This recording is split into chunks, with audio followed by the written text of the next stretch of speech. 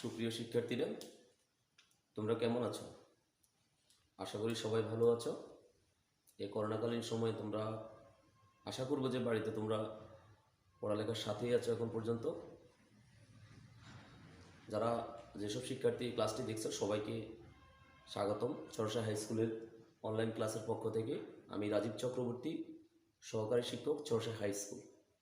আজকে আমরা আলোচনা করব, আমি কিছুদিন আগে নবম এবং দশম শ্রেণীর একটা ক্লাস আলোচনা করেছিলাম ফিন্যান্স এবং ব্যাংকিং, ফিন্যান্স ও ব্যাংকিং নিয়ে। ওখানে আমি সূত্র নিয়ে আলোচনা করেছিলাম। আজকে আমরা তার পরবর্তী ক্লাস, আমরা দ্বিতীয় ক্লাস আমি আজকে উপস্থাপন করতে যাচ্ছি। আশা করি অবশ্যই মনোযোগ দিয়ে শুনবে, মনোযোগ দিয়ে বোঝার চেষ্টা করবে। কেউ যদি না বুঝো পরে আমাকে কমেন্ট বক্সে জানাবে বা আমাকে কেউ ফোন দিতেও পারো। ফিন্যান্স এবং ব্যাংকিং এটা সাধারণত 9 এবং 10 এবং যারা পরীক্ষার্থী, নবম দশম শ্রেণীর পরীক্ষার্থী, বাকিদের তথ্য নিয়ে এটা আমরা আজকে আলোচনা করব। আমরা একটা প্রশ্নটা দেখে নিই। সুমন স্কুলে বৃত্তি পরীক্ষায় সে 15,000 টাকা পেয়েছে। সে এই টাকা ব্যাংকে জমা রাখতে চায়। অগ্রণী ব্যাংকের সাথে আলোচনা করে জানতে পারলো যে তারা 5% সরল মুনাফা প্রদান করে। পক্ষান্তরে সিটি ব্যাংক মাসিক চক্রবৃদ্ধিতে 4.5 মানে 4.5% সুদ প্রদান করে। সুমন টাকাটি 8 বছরের জন্য জমা রাখবে। এটা হচ্ছে আমাদের মূল প্রশ্ন। অর্থাৎ সুমন বৃত্তি পরীক্ষাতে 15,000 টাকা পেয়েছে, সেই টাকাটি ব্যাংকে জমা রাখবে। তাহলে এখানে আমাকে ফিন্যান্সের মধ্যে একটা সমস্যা হচ্ছে কি, আমাকে বুঝতে হবে এখানে আমার কোন সূত্রটি আমি প্রয়োগ করব, কোন সূত্র দিয়ে আমি অঙ্কটি করব। সুমনের কাছে 15,000 টাকা আছে, তার কাছে 15,000 টাকা আছে, তাহলে সেই টাকাটা এখন জমা রাখবে। তাহলে কি দেওয়া আছে? তার কাছে বর্তমান মূল্য দেওয়া আছে, বর্তমান তার কাছে টাকাটা আছে, মানে পিবি দেওয়া আছে। তাহলে আমাকে কি বের করতে হবে? এটা দেওয়া আছে, কত দেওয়া আছে? 15,000 টাকা। আর এখন আমাদেরকে কি বের করতে হবে? সুমন অগ্রণী ব্যাংক থেকে কত টাকা পাবে? তাহলে টাকাটা কখন পাবে? 8 বছর পর। টাকাটা পাবে 8 বছর পর। তাহলে আমাকে বের করতে হবে এফবি মানে ফিউচার ভ্যালু, ভবিষ্যৎ মূল্য বের করতে হবে। অর্থাৎ বর্তমান মূল্য দেওয়া আছে, ভবিষ্যৎ মূল্য বের করতে হবে। এখন আমি কিভাবে বের করব ভবিষ্যৎ মূল্যটা? আমার দুইটা শর্ত আছে, ভবিষ্যৎ মূল্য বের করার দুইটা শর্ত এখানে দেওয়া আছে। একটা হচ্ছে সেই টাকাটি যদি অগ্রণী ব্যাংকে জমা রাখে তাহলে সে 8 বছর পর কত টাকা পাবে। আরেকটা অপশন তার হাতে আছে, সেটা হচ্ছে সেই টাকাটা যদি সিটি ব্যাংকে জমা রাখে সেখানে সে কত টাকা পাবে। তা আমি গত প্রথম ক্লাসে আলোচনা করেছিলাম, আমি টাকা নেওয়ার ক্ষেত্রে অর্থাৎ ভবিষ্যৎ মূল্যের ক্ষেত্রে সবসময় বেশিটা গ্রহণযোগ্য হবে। আবার বলছি, ধরে নিলাম এখান থেকে আমি এফবি পাবো, ধরে নিলাম 18,000 টাকা, ধরে নিলাম, কম বেশি হতে পারে। আর এখান থেকে আমি এফবি পাবো 18,125 টাকা। তাহলে কোনটা বেশি? এটা বেশি। আমি আজ প্রথম ক্লাসে বলছিলাম টাকা পাওয়ার ক্ষেত্রে আমি বেশিটা গ্রহণ করবো, এটা সাধারণ কথা। আমি যখন টাকা নিব অবশ্যই বেশিটা নিব, আর দেওয়ার ক্ষেত্রে সবসময় কমটা দেবো। আর মনে রাখতে হবে ভবিষ্যৎ মূল্য সবসময় বেশিটা গ্রহণ করা হয়, আর বর্তমান মূল্য কমটা। ভবিষ্যৎ মূল্য বেশিটা আমার কাছে সবসময় অগ্রাধিকার পাবে। স্বাভাবিক। আমি যদি তোমাকে বলি এখানে 18,000 টাকা আছে, এই ব্যাংকের টাকা তুমি 15,000 টাকা রাখলে 18,000 টাকা পাবে, আর এই ব্যাংকে 15,000 টাকা রাখলে তুমি 18,125 টাকা পাবে। তুমি সভাপতি বলো জি স্যার আমি এখানে টাকাটা জমা রাখবো, কারণ এখান থেকে আমি টাকাটা বেশি পাচ্ছি। ওকে, আমরা অঙ্কটা দেখবো, অঙ্কটা নিয়ে। তাহলে আমার কি বলছে? সুমন অগ্রণী ব্যাংক থেকে কত টাকা পাবে। তাহলে অগ্রণী ব্যাংকের শর্ত কি? অগ্রণী ব্যাংকের শর্তটা হচ্ছে তারা 5% সুদ প্রদান করবে। তবে অগ্রণী ব্যাংক সুদটা প্রদান করবে সরল মুনাফা। সরল মুনাফা আমাদের দুইটা সূত্র ছিল, সরল মুনাফার একটা সূত্র ছিল, একটা সূত্র চক্রবৃদ্ধির মুনাফা। আরেকটা কথা বলে রাখি, সেটা হচ্ছে ব্যাংকে টাকা জমা দেওয়ার দুইটা পদ্ধতি আছে। একটা হচ্ছে আমি এককালীন টাকা জমা দিতে পারি, আর হচ্ছে প্রতি মাসে মাসে টাকা জমা, মানে একটি নির্দিষ্ট সময় অন্তর অন্তর, প্রতি মাস হইতে পারে, প্রতি 6 মাস অন্তর হইতে পারে, প্রতি বছর হইতে পারে। তবে সাধারণত আমাদের দেশে যেগুলো আছে ডিপিএস, এগুলো সাধারণত 1 মাস অন্তর হয়। তো আসি আমাদের টাকাটা কিন্তু সেই এককালীন একসাথে জমা দিবে। মানে আমরা এখন যেই অঙ্কটা করতেছি সেটা হচ্ছে এককালীন টাকা জমার ক্ষেত্রে আমি টাকাটা এককালীন জমা দিব, সেই টাকাটা একবারে জমা দিবে এবং সেটা 8 বছর পরে উত্তোলন করবে। শর্তটা এইভাবে সুমন ধরে নিয়েছে। তাহলে অগ্রণী ব্যাংকের শর্ত কি? তারা টাকাটা জমা নিবে, সুদ দিবে কত পার্সেন্ট? 5%। তবে সেটা হচ্ছে কোন মুনাফার শর্ত? সরল মুনাফা। আর সিটি ব্যাংকের শর্ত হচ্ছে তারা 4.5% মুনাফা দিবে, ওদের চেয়ে তারা কিন্তু কম দিবে। অগ্রণী ব্যাংক দিবে 5% মুনাফা কিন্তু সরল মুনাফা, আর এই দিবে 4.5% মুনাফা তবে এ দিবে মাসিক, মানে এরা প্রতি মাসে তোমাকে সুদ দিবে, আর এরা তোমাকে সুদ দিবে বছরে একবার। সরল মুনাফা সুদ হয় বার্ষিক একবার হয়, বছরে একবার হবে। আর চক্রবৃদ্ধির মুনাফা হবে বছরে কয়বার? যতবার। এখানে যেমন মাসিক, এক বছরে কত মাস? 12 মাস। এক বছরে 12 মাস। যদি চক্রবৃদ্ধিটা যদি 15 দিন অন্তর দিত বা প্রতিদিন দিত, প্রতিদিন, কিছু ব্যাংক বর্তমানে প্রতিদিনে চক্রবৃদ্ধিতে সুদ দিচ্ছে, তাহলে আমার কত হবে? তাহলে আমার চক্রবৃদ্ধি কটা হবে? চক্রবৃদ্ধি হবে 365 অথবা 360। আমরা জানি এক বছর সমান 365 দিন। আমাদের ফিনান্সের ক্ষেত্রে দুইটা নিয়ম আছে, 365 দিয়ে অঙ্ক করা যায়, 360 দিয়ে অঙ্ক করা যায়, দুইটা নিয়ম আছে আমাদের। আবার যদি মাসিক হয়, মাসিক চক্রবৃদ্ধির ক্ষেত্রে আমাকে এক বছরে কত মাস? 12 মাস। তাহলে আমি যদি মাসিক চক্রবৃদ্ধি হয়, তাহলে চক্রবৃদ্ধি হবে এক বছরে 12। আর যদি বার্ষিক চক্রবৃদ্ধি যদি হয়, বার্ষিক চক্রবৃদ্ধি হলে এক বছরের সংখ্যা আসবে 1, কারণ বার্ষিক একবারে দিবে। আচ্ছা, আর যদি 2 মাস অন্তর অন্তর দেয় তাহলে কবার আসবে? 2 মাস অন্তর যদি আমরা চক্রবৃদ্ধি দিই 2 মাস অন্তর, তাহলে কবার দিবে বছরের সুদ? 6 দুগুণে 12 মানে 6 বার। 3 মাস অন্তর যদি চক্রবৃদ্ধি দেওয়া হয়, 3 4 12 মানে 4 বার। আর যদি 6 মাস অন্তর চক্রবৃদ্ধি দেওয়া হয়, তাহলে বছরে সুদ দিতে হবে 2 বার। আচ্ছা, আমরা আস্তে আস্তে ধাপে ধাপে অঙ্ক করবো, তবে আমাদের আজকের অঙ্ক নিয়ে আলোচনা করি। সেটা হচ্ছে অগ্রণী ব্যাংকের শর্ত হচ্ছে তারা সরল মুনাফা 5% দিবে, আর সিটি ব্যাংকের শর্ত হচ্ছে তারা 4.5% দিবে, তবে সেটা হচ্ছে মাসিক ভিত্তিতে। তাহলে আমাদের দুটো অগ্রণী ব্যাংকের অঙ্কটা আসবে সরল মুনাফার সূত্র দিয়ে, আর সুমন কোন ব্যাংকে টাকা জমা রাখলে যুক্তিসঙ্গত। সুমন কোন ব্যাংকে টাকা জমা রাখা যুক্তিসঙ্গত। সুমন কোন ব্যাংকে টাকা জমা রাখা যুক্তিসঙ্গত দেখাও। আচ্ছা, তাহলে আমি প্রথম অঙ্ক থেকে আমি গ নাম্বার, ক খ দিলাম না, কারণ ক খ আমাদের সাধারণত জ্ঞানমূলক এবং এগুলো বর্ণনামূলক থাকে। আমরা যেহেতু অঙ্কে চলে গেছি, এই জন্য আমি গ এবং ঘ নিয়ে আলোচনা করছি। তো অগ্রণী ব্যাংকের তথ্য আমি পেয়ে যাবো, গ করলে আমি অগ্রণী ব্যাংকের তথ্যটা পেয়ে যাবো। তাহলে আমি যদি অগ্রণী ব্যাংকের সাথে সিটি ব্যাংকের আমি তুলনা করি, তাহলে তুলনা করতে গেলে আমার অগ্রণী ব্যাংকের তথ্য দেওয়া আছে, তাহলে আমাকে বের করতে হবে কোন ব্যাংকের তথ্য? সিটি ব্যাংকের তথ্য। তাহলে সিটি ব্যাংকের তথ্যটা আমি কিভাবে পাবো? মাসিক চক্রবৃদ্ধিতে 4.5% মুনাফা। আসো আমরা অঙ্কটা দেখি। প্রথম আমরা গ করব, সরল মুনাফা অগ্রণী ব্যাংকেরটা।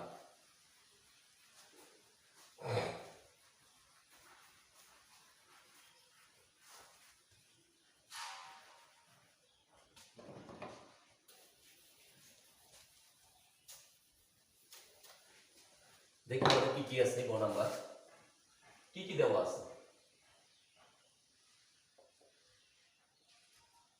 দেওয়া আছে আমাদের কাছে পিভি মানে বর্তমান মূল্য কত হাজার?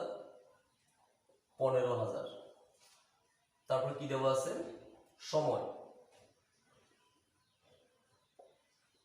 দেওয়া আছে, এন সমান কত বছর? 8 বছর। তারপর দেওয়া আছে মুনাফার হার আয় সমান হচ্ছে অগ্রণী ব্যাংকের, আমরা অগ্রণী ব্যাংকের তথ্য আলোচনা করি। ওদের হচ্ছে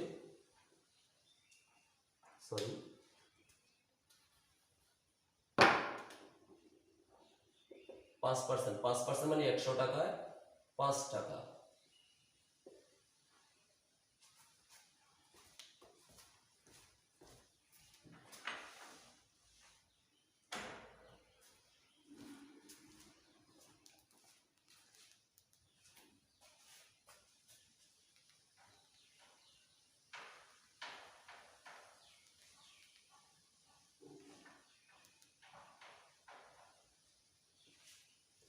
আর কি লাগবে? এই হচ্ছে আমাদের মোট তথ্য। তো আমরা জানি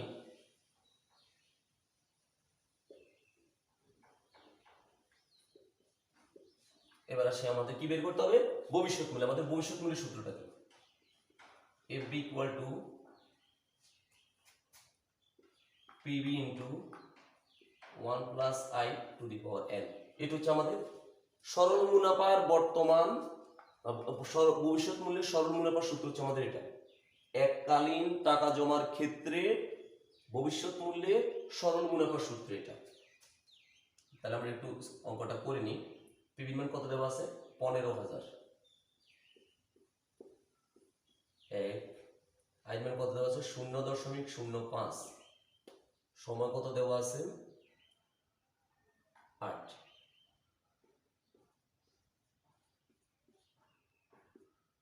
আমরা এটা গুণ করে নিই। 1.05 টু দি পাওয়ার 8। আমাদের এখানে সাইন্টিফিক ক্যালকুলেটরটা ব্যবহার করতে হবে, অর্থাৎ 1.05 8 বার গুণ করতে হবে।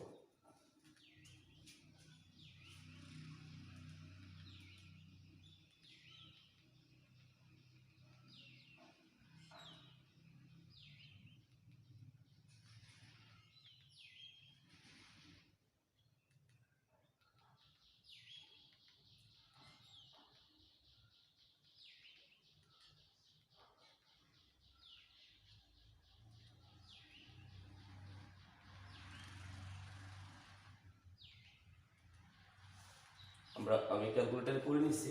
এখানে আসলে কত 1.47745554। এবার আমি এটার সাথে মানে এটা কি করলাম, আমি তোমরা যাদের সাইন্টিফিক ক্যালকুলেটর আছে তোমরা এই মানটা উঠাবে 0.05, তারপরে হেক্স দিবে, হেক্স দিয়ে 8 দিলে আমরা ফলাফলটা পেয়ে যাব। অথবা এই হচ্ছে একটা নিয়ম, আর একটা হচ্ছে 1.05, অথবা অনেক অঙ্কের মধ্যে এরকম পাওয়ার দেওয়া আছে, পাওয়ার জায়গাতে 8 দিবে, তাহলে আমরা উত্তরটা পেয়ে যাব। ওকে, এর সাথে কত আমরা গুণ দিব, 15,000। 15,000 আমরা যখন গুণ দিলাম তখন আসলে কত 22,161 টাকা 8 মানে 83 পয়সা। তাহলে এ হচ্ছে আমাদের সুমন অগ্রণী ব্যাংক থেকে 8 বছর পরে 15,000 টাকা জমা রাখলে সে পাবে 22,161 টাকা।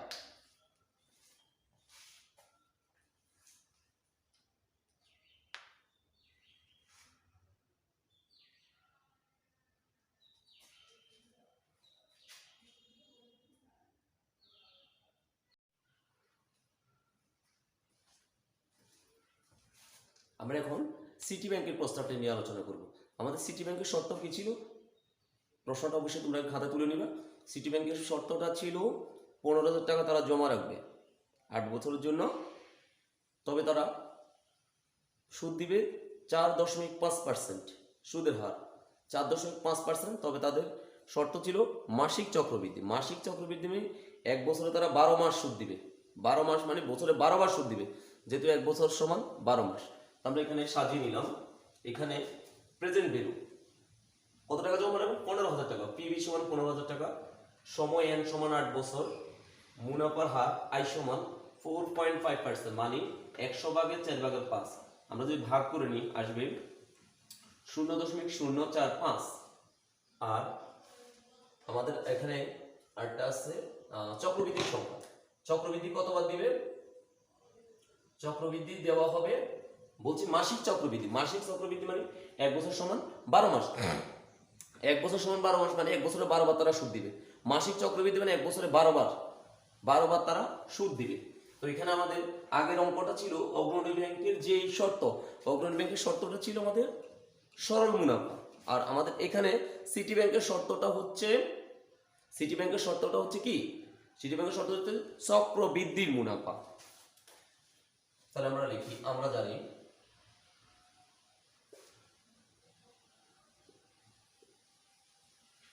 AB equal to PB into 1 plus I divided by M. M কোথা থেকে আসবে, আগের অঙ্কটার মধ্যে M ছিল না। কেন M ছিল, এটা ছিল সরল মুনাফাঙ্ক। সরল মুনাফার অঙ্কের সাথে চক্রবৃদ্ধি মুনাফার পার্থক্য এটাই, চক্রবৃদ্ধির মধ্যে Mটা নেই, সরল মুনাফাতে Mটা নেই, কারণ সরল মুনাফাতে চক্রবৃদ্ধির সংখ্যা থাকে না, এই জন্য এখানে M এর মান থাকে না। চক্রবৃদ্ধির অঙ্কের মধ্যে M এর মান থাকে, এই জন্য Mটা আসে। Mটা I এর নিচে একবার বসে, আমরা জানি আরেকবার N এর সাথে গুণ হয়ে বসে। এই হচ্ছে আমাদের সূত্র। মানটা আমি বসে এনে পিবি সমান কত হাজার, 15,000 টাকা। 1 যোগ আই মান কত দেওয়া আছে, আই সমান 0.045। এম এর মান কত, এম সমান 12। এম এর মান কত দেওয়া আছে 12, গুণন এন এর মান কত দেওয়া আছে, এন সমান 8। এবার আমরা একটু ক্যালকুলেশন করে নিই। 15,000 টাকা 1 যোগ, আমরা যদি 0.045 কে 12 দিয়ে ভাগ দিই তাহলে আসবে 0.0000 3 7 5, 8 এর সাথে 12 গুণ দিলে আসবে 8 12 96। দেখো তো বুঝতে পারছো কিনা। আমি আবার বলছি, তুমি ক্যালকুলেটর প্রথমে 0.045 তুলবে, তারপরে ভাগ 12 দিবে, তাহলে ফলাফলটি এটা আসবে। এবার এর সাথে একের সাথে যোগ হবে 15,000। আশা করি এটা বুঝে যাবে খুব সহজে। এটা যোগ দিলে আসবে 0.375, উপরে পাওয়ার আসলো 96। 15,000 গুণন, আমি এবার 1.00375, এটাকে আমি পাওয়ার কত দিব? 96 দিব।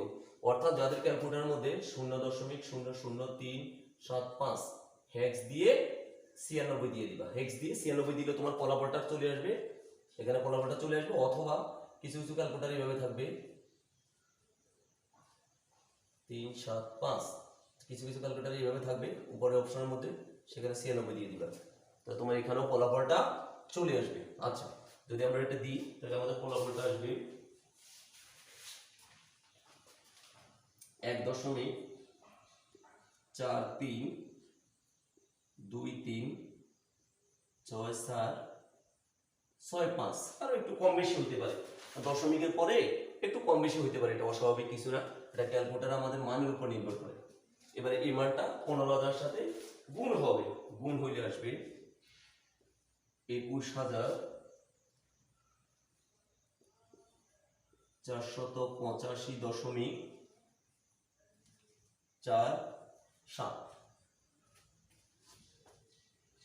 21,485.47।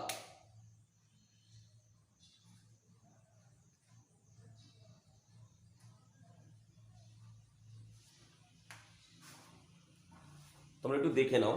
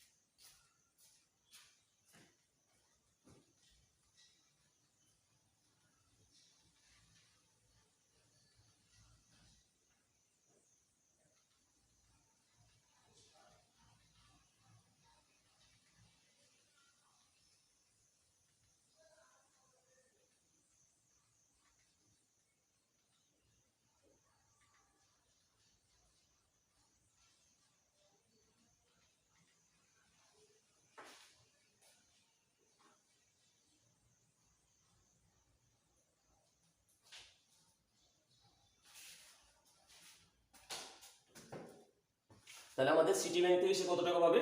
সুমন সিটি ব্যাংক থেকে পাবে 21,485.47 টাকা। আর সে অগ্রণী ব্যাংক থেকে কত টাকা পাবে? এটা সে সিটি, আমি এটা মুছে দিই, মানে এখানে বলছে দেখানোর জন্য বলছে। আমরা এবার মন্তব্যটা লিখে নিই। সুমন সিটি ব্যাংক থেকে 8 বছর পর পাবে কত টাকা? আমি তো মুছে ফেলছি এটা। 21,485.47 টাকা। এবং অগ্রণী ব্যাংক থেকে পাবে প্রথমটা 22,161.83 টাকা। সেটা কোথা থেকে টাকা বেশি পাচ্ছে? সিটি ব্যাংক থেকে পাচ্ছে 21,485.47 টাকা। আর এখান থেকে 22,100, অবশ্যই অগ্রণী ব্যাংক থেকে টাকাটা বেশি পাচ্ছে। তো আমি প্রথম বলছি ভবিষ্যৎ মূল্যের ক্ষেত্রে বেশিটা গ্রহণযোগ্য হবে। অতএব আমি মনে করি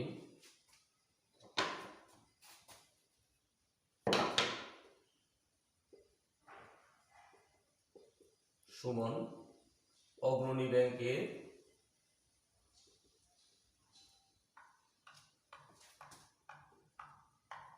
টাকা জমা রাখবে। অর্থাৎ ভবিষ্যৎ মূল্যের ক্ষেত্রে সবসময় বেশিটা গ্রহণযোগ্য। অগ্রণী ব্যাংক থেকে সে টাকা বেশি পাচ্ছে, যে কারণে সে টাকাটা অগ্রণী ব্যাংকে টাকাটা জমা রাখবে। আশা করি ক্লাসটা অবশ্যই বুঝতে পেরেছো। আর যদি কারো বুঝতে সমস্যা হয় তাহলে অবশ্যই তোমরা আমাকে কমেন্ট বক্সে জানাতে পারো, বা কেউ আমার নাম্বার জানো, তোমরা ফোন দিতে পারো। তো সবাইকে ধন্যবাদ ক্লাসটি দেখার জন্য। আর পরবর্তী ক্লাস পাওয়ার জন্য অবশ্যই আমার সাথে থাকবে। ধন্যবাদ সবাইকে।